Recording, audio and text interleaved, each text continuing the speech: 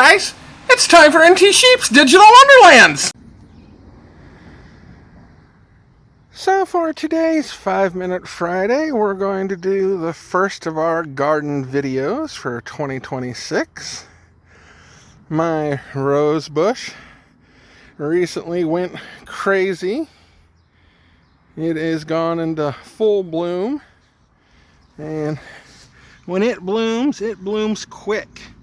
The petals will sit there and open up, get nice and bright, and then they start going through their color changing phases as they end up falling off.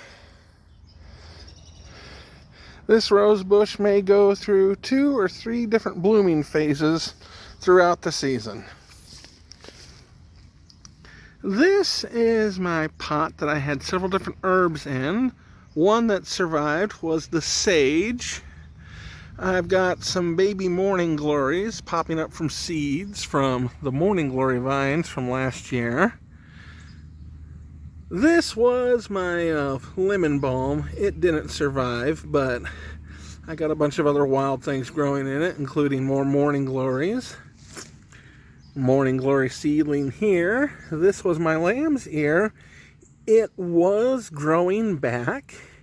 I started to pull away a lot of the dead leaves from it to help the new leaves have something to, be able to grow. And for some reason, they died off. We didn't have any really bad cold spring nights. This is my wormwood. I was worried it wasn't going to come back, but within the past week, we finally got fresh green on it. Another thing that I've been very worried about, and finally got some good news, is my fig trees. These have been sitting and hardly showing any signs of life at all. What few buds that they did have on them when I brought them out of cold storage from the garage, they would start to grow and then they would dry up and fall off. So I was afraid that these things had completely died off. Now this fig tree here is starting to get lots, if it'll focus, we're starting to get lots of fresh green buds on it. This fig tree here, I have yet to see any green developing, but I am hopeful that it may come out of it. A couple of the strawberry plants managed to survive and are trying to regrow, so those will hopefully come back. My mom went out into the woods the other day and came back home with wild mullein plants. So we got those transplanted into a pot to grow. There's what's left of my morning glories. I still need to go through and pick off some seed pods and get some seedlings, but in all the pots around here, I've got morning glory seedlings popping up. A little collection of pots over there. That was my lilies, and for some reason it looks like they didn't survive the winter.